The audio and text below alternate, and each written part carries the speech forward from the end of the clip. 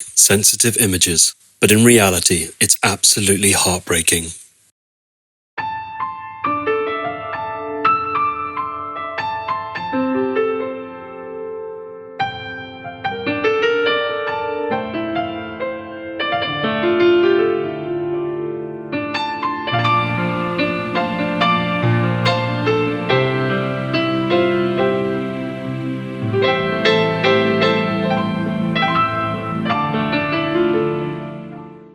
Every day you have to be vigilant. Living in this world is like living in the enemy country.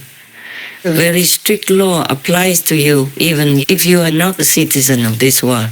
So even if you're Bodhisattva Buddha who has come down to this world, you will suffer also. Especially if you interfere with the karma of other people, other beings on this planet. If you try to help them in any way at all, it's not too good. So many of the humans retire. They retreat into high mountain or thick jungle, stay there, practice meditation or read sutra alone, learning alone either by books or later in a higher level they contact directly their heavenly beings or ascended masters and learn with them. Though they don't like to mingle with humans, maybe sometimes they do, just for paying some karma from last lives or something. Or it has to be like a process. So sometimes they are in the mountains, they practice for many, many years maybe, and sometimes they come down for a couple of years or a year or a few months, it depends. Or just go down and come back. Yes. If you practice like that, you don't even have to worry about karma or anything, because in that type of meditation, that type of practice, you're not allowed to interfere with any being's karma on this planet. Not at all, not even a worm's karma, a little karma. You don't even feed the bird people. You don't do anything. You don't love, you don't show affection to or worry about anybody at all. You just worry about yourself and connecting with heaven inside while you are meditating or living alone in your spiritual endeavor, you know? You might stay with 2 or 3 people, maybe with your master and a couple of other brothers and sisters, you know, meditate together. Eat simple, or sometimes you practice well and you don't eat anymore. You don't eat, something like that. Possible. Then you have more power, at least. And you don't even have to die, or maybe you can live a long, long time. Like in some old legends, you have been told in some stories that this and that man lived forever, for many hundreds of years. Yes. And nowadays, if somebody can live over 100 years old, people celebrate already, and newspapers come, television, take a clip, all that. In old times, people lived long, long, long.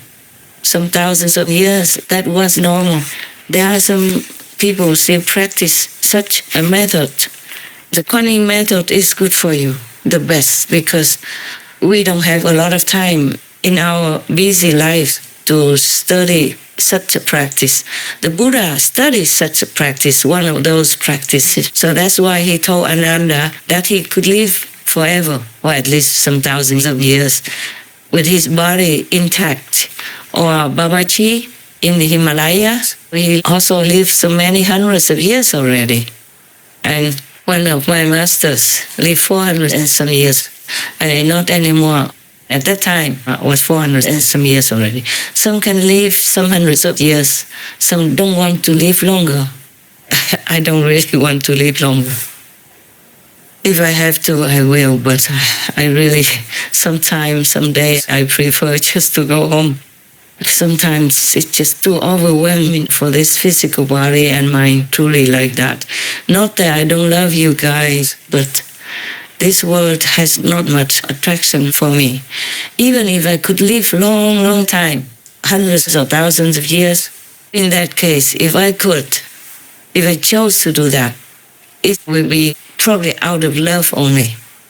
And only if God wants me to do that. Otherwise, I would prefer to have just a normal human life and then just go home. Don't blame me, huh? It would be nice if you could live long and don't need to worry about anything. But in this physical world, there are many things to make you worry, you know, the war, the pandemics, and the vicious people, humans, your own human race people. If they happen to discover that you are special, oh man, they would spare no means to harass you, to slander you, even though you don't even know them, you never knew them, and you never done anything wrong to them. They would track you down and trace you out and give you trouble, no end, you know, giving you names or beating you up or poisoning you, all kinds of things. Milarepa had very few disciples because he listened to his master. His master told him, you just go to the mountain, meditate alone. Don't bother with humans. Because most of them just want material things. They just ask you to bless them for those things, the mundane stuff, and waste your time and energy. Don't bother. So most of the time, Milarepa just stay in the mountains. Even if he has nothing to eat, he just ate nettle, I think. You know, the one that has a lot of spikes, and if you touch it, you will have itchy skin. It could be very uncomfortable. If you want to eat that, you have to use a glove or something to handle it. After you boil it, it'll be okay. Yes. And that is, I think, one of the most nutritious vegetables that you can get. Maybe even the best. One of the best. Full of nutrition. So even if you just eat that, you survive. It's just like Milarepa did. And he became all green because he kept eating just that. And it dyed also his hair on his body green as well. So some people ask him whether he knows he is a human or he is a devil or demon. But I do not advise you to eat just that, okay, huh? In the Himalaya, where Milarepa was, it was mostly very cold with not a lot of vegetable leaves, where he was in a cave in the high mountain, you see? When I was in the Himalaya, I also had to look for some wild vegetables, little things that grow in the mountains, but there's not a lot there either. And you just eat raw in some places because you can't cook. The air is so thin. When I tried to cook, it took forever, you know. It didn't seem to even want to warm up. You have to find good wood, really dry. Otherwise, it just doesn't go anywhere and takes forever. Yeah. And I didn't have a good pots or pans or anything like that. I told you I had only one little plate, you know, just like a mold for birthday cake, sponge cake, that kind of dish. We have a wall on it, and then I can cook chapati with it, and I can also boil water to drink. And I have a little cup, also very small. And later on, I give them all up. I sold them because I couldn't carry them for too long into the Himalayas. Yeah, that's all I had, you know, okay? But I was happier than now. At that time, I didn't see much of the worst suffering. Except when I was in the Himalaya, I saw the laborers have to carry humans, some elder humans or some rich people didn't want to walk or they were scared to walk. And they had to carry these people up into the high mountains. The ice was under them and sometimes they slipped and it was terrible. The shoes are broken. It's not like they have good sports shoes like we have or climbing, you know. And even if you have sports shoes like I had, they are all soaked after a while. My feet were swollen and wet and cold every day. If you walk in the Himalayas, you have to expect that because you walk in the snow, it's still there, some snow, but not like thick because the army already roomed it away.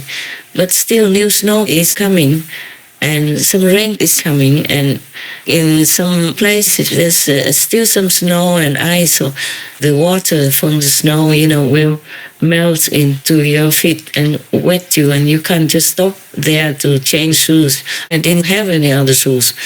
I was luckier than those laborers. Laborers just wear plastic shoes and all were broken. Oh, my heart. Only then my heart feels so much pain. But otherwise, there's nothing that will make you feel suffering. in the Himalayas, where you're walking around or in some ashram, you don't see suffering much. It mostly feels very spiritual wherever you go in the Himalayas. Yes. Even the people who live there, they are also very religious. At least they believe in God. They pray or they count the beads. And like in Rishikesh, it's only vegetarian. I didn't see eggs either. So these vegetarians mean maybe only having milk, fresh milk. They milk the cow people by hand. Maybe in a big city or somewhere far away, they will have a cow people factory or something. I never saw one. I only saw cow people walking very freely and leisurely on the street anywhere. And if they're in the middle of the rain there, poor cars all have to stop until they get up. Or somebody would try to get them up, walk away. That is how I saw cow people in India. That's why when I was in India, I thought the people drinking milk was okay. I didn't have a lot of money to buy milk, but sometimes if people make milk tea already, I drank some.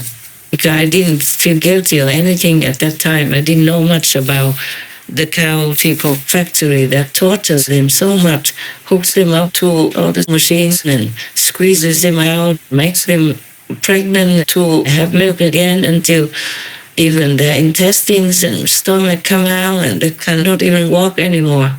This is how cruel we humans can be. Please think about it and turn away from animal people, meat, for murder of the innocent like the cow people. They're so sweet, gentle, they are big, they could even kill you in one instant, but they never do that. So why should we be less noble and gentle than a cow person who has all the strength but never uses it to harm? And we don't have strength as big as a cow or elephant person, but we try all day, all night thinking of how to kill these innocent animal people in order to get their tusks or their skin or their meat and eat them. Even some eat raw, bloody, dripping in the mouth like that. Who are we like that? Please think of your noble self.